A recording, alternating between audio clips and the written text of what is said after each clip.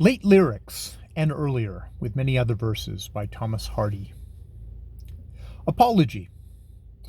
About half the verses that follow were written quite lately. The rest are older, having been held over in manuscript when past volumes were published, on considering that these would contain a sufficient number of pages to offer readers at one time, more especially during the distractions of the war. The usually far back poems to be found here are, however, but some that were overlooked in gathering previous collections. A freshness in them, now unattainable, seems to make up for their inexperience and to justify their inclusion. A few are dated, the dates of others are not discoverable. The launching of a volume of this kind in Neo-Georgian days by one who began writing in mid-Victorian, and has published nothing to speak of for some years may seem to call for a few words of excuse or explanation. Whether or no, readers may feel assured that a new book is submitted to them with great hesitation at so belated a date.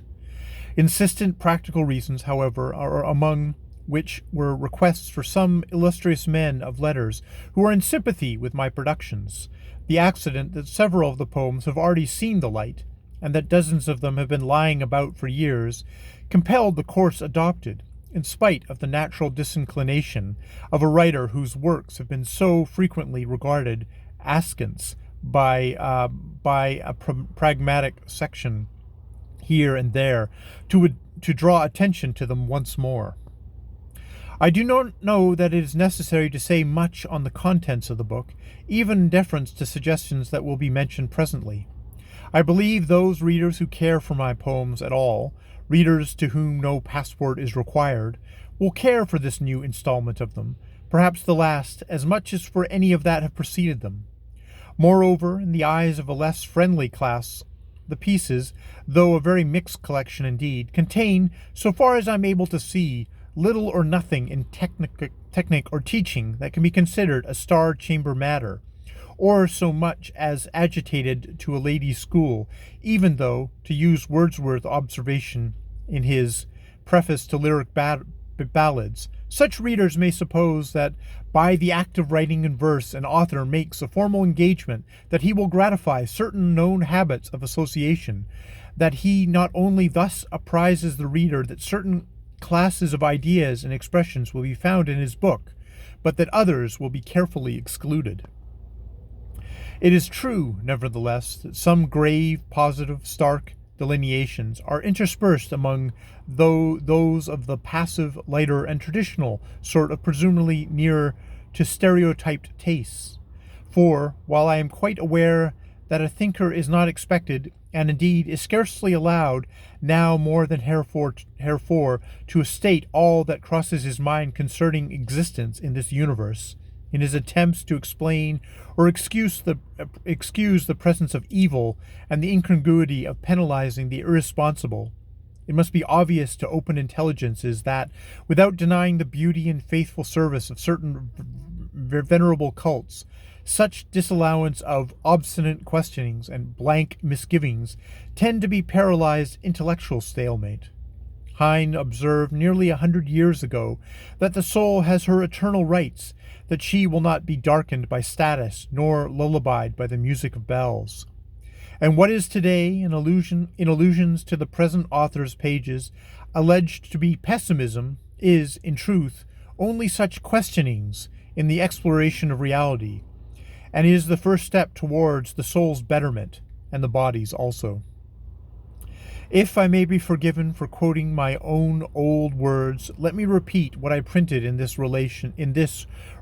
more than 20 years ago, and wrote much earlier in a poem entitled In Tenebris. If way to the better there be, it exacts a full look at the worst. That is to say, by the exploration of reality, and its frank recognition stage by stage along the survey with an eye to the best consummation possible. Briefly, evolutionary Millerism. But it is called pessimism nevertheless, under which word, expressed with a commendatory emphasis, it is regarded by many as some pernicious new thing, though so old as to underlie the Christian idea, and even to permeate the Greek drama, and the subject is charitably left to decent silence, as if further comment were needless. Happily, there are some who feel such Levitical passing by to be, alas, by no means a permanent dismissal of the matter, that comment on where the world stands is very much the reverse of needless in these disordered years of our prematurely afflicted century,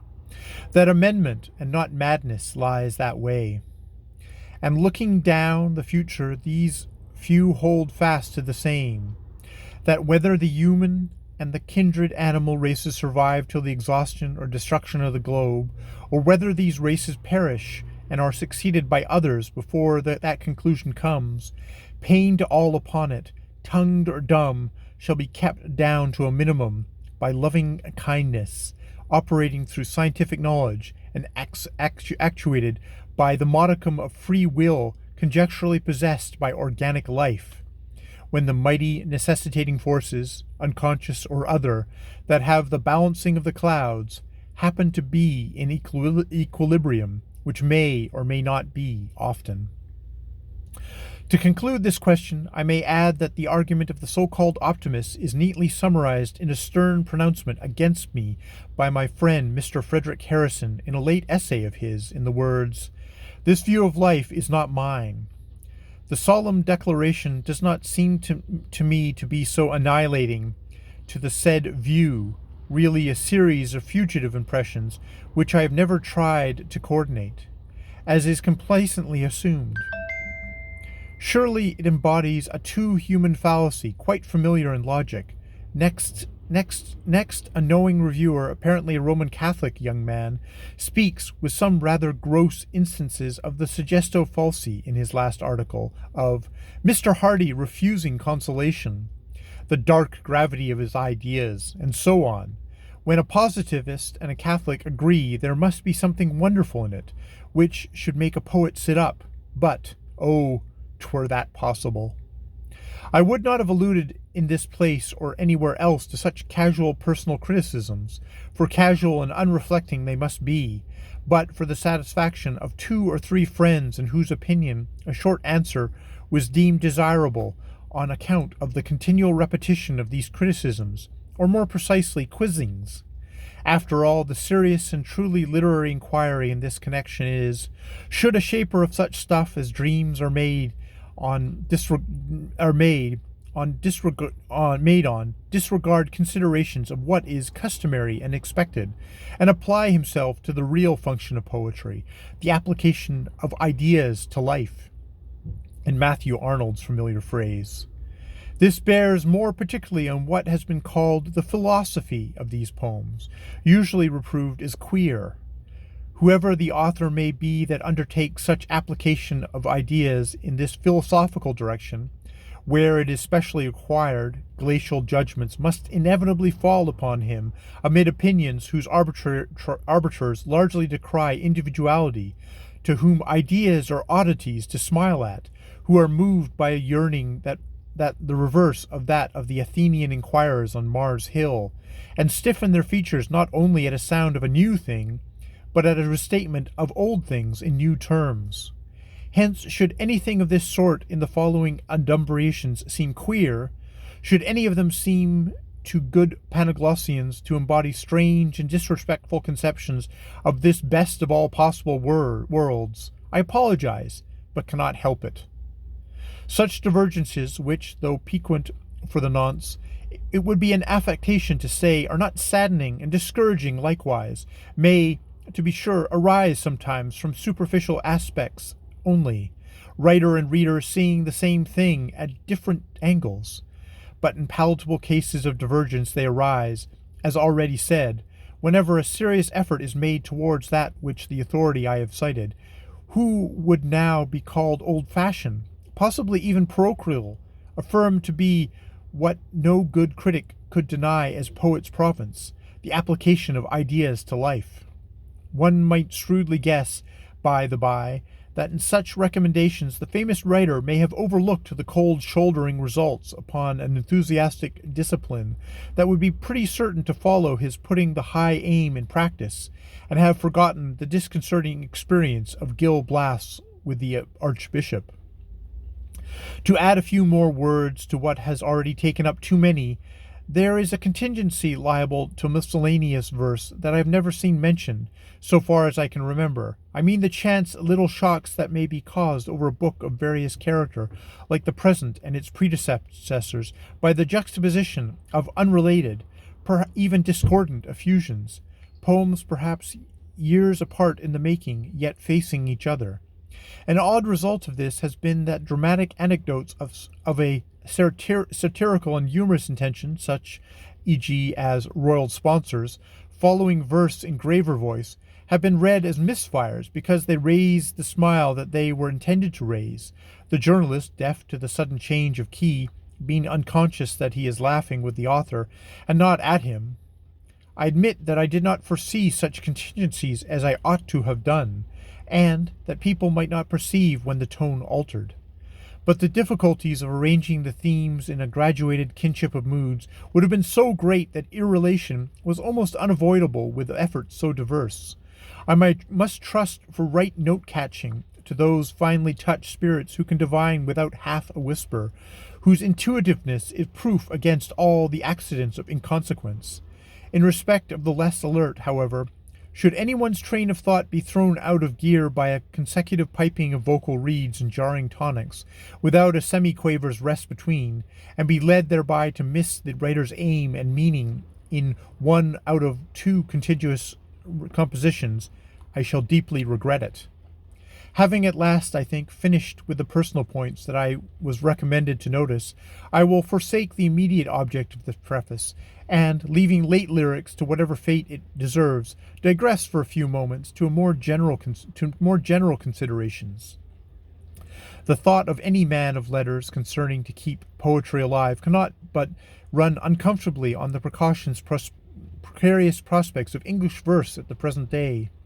Verily, the hazards and casualties surrounding the birth and setting forth of almost every modern creation in numbers are ominously like those of the ones of Shelley's paper boats on a windy lake. And a forward conjecture scarcely permits the hope of a better time, unless men's tendencies should change. And so indeed all art, literature, and high thinking nowadays, whether owing to the barbarizing of taste in the younger minds by the dark madness of the late war, the unabashed cultivation of selfishness in all classes, the plethoric growth of knowledge simultaneously with the stunting of wisdom, a degrading thirst after outrageous stimulation, to quote Wordsworth again, or from any other cause, we seem threatened with a new dark age. I formerly thought, like so many rough-handled writers, that so far as literature was concerned, a partial cause might be impotent or mischievous criticism, the satirizing of individuality, the lack of whole seeing in contemporary estimates of poetry and kindred work, the knowingness affected by junior reviewers, the overgrowth of meticulousness in their peerings for opinion, as if it were a cultivated habit in them to scrutinize the tool marks and be blind to the building, to hearken for the key creaks and be deaf to the diapason, to judge the landscape by a nocturnal exploration with a flash lantern. In other words, to carry on the old game of sampling the poems or drama by quoting the worst line or worst passage only, in ignorance of or not of Coleridge's proof that a versification of any length neither can be nor ought to be all poetry, of reading meaning into a book that its author never dreamt of writing there. I might go on interminably. But I do not think any such temporary obstruction to be the cause of the hazard for these negligences and ignorances, though they may have stifled a few true poets in the run of generations, dispersed like stricken leaves before the wind of next week, and are of no more heard again in the regions of letters than their writers themselves. No, we may be convinced that something of a deeper sort mentioned must be the cause. In any event, poetry, pure literature in general, religion, I include religion because poetry and religion touch each other, or rather modulate into each other, are indeed often but different names for the same thing. These, I say, the visible signs of mental and emotional life, must, like all other things, keep moving, becoming, even though at present, when belief in witches of Endor is displacing the Darwinian theory and the truth that shall make you free, men's minds appear, as above noted, to be moving backwards rather than on. I speak, of course, somewhat sweepingly, and should except many isolated minds, also the minds of men in certain worthy but small bodies of various denominations, and perhaps in the homely quarter where advance might have been the very least expected a few years back. The English Church, if one reads it rightly, is showing evidence of removing those things that are shaken, in accordance with the wise epistolary recommendations to the Hebrews. For since the historic and once august hierarchy of Rome some generations ago lost its chance of being the religion of the future by doing otherwise and throwing over the little band of neo-Catholics who are making a struggle for continuity by applying the principle of evolution to their own faith, joining hands with modern science and outflanking the hesitating English instinct towards a little liturgical reform, a flank march which I at the time quite expected to witness, with the gathering of many millions of waiting agnostics into its fold. Since then, one may ask, what other purely English establishment than the Church, of sufficient dignity and footing, and with such strength of association, such architectural spell, is left in the country to keep the shreds of morality together? It may be a forlorn hope, a mere dream, that of an alliance between religion, which must be retained unless the world is to perish, and completely rational, which must come unless also the world is to perish, by means of interfusing effect of poetry, the breath and finer spirit of all knowledge, the impassioned expression of science, as it was defined by an English poet who was quite orthodox in his ideas. But if it be true, as Comte argued, that advance is never in a straight line, but in a looped orbit, we may, in the aforesaid ominous moving backwards, be doing in pour mut sauter, drawing back for a spring. I repeat that I forlornly hope so, notwithstanding the supercilious regard of hope by Schopenhauer, von Hartmann, and other philosophers down to Einstein, who have my respect. But one dares not prophesize. Physical, chronological, and other contingencies keep me in these days from critical studies and literary circles, where once we held debate, a band of youthful friends on mind and art. If one may quote Tennyson in this century of free verse. Hence I cannot know how things are going so well as I used to know them, and the aforesaid limitations must quite prevent my knowing henceforth. I have to thank the editors and owners of the Times, Fortnightly, Mercury, and other periodicals, in which a few of the poems have appeared for kindly assenting to their being reclaimed for the collected publication. Th. February 1922.